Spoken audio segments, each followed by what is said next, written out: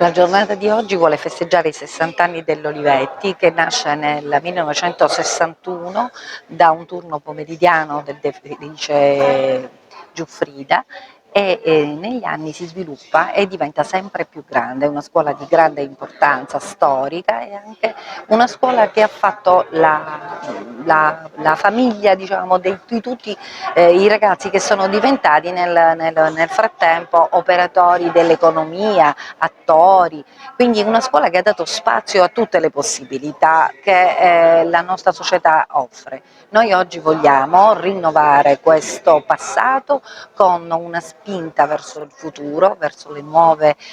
richieste del mercato del lavoro, così come con i progetti di PCTO, ex alternanza scuola-lavoro, e con la Regione Sicilia per i progetti che riguardano l'apprendistato. Quindi la scuola presenta nuovi indirizzi con nuove curvature che vogliono tenere conto di quelle che sono le esigenze del mercato del lavoro attuale.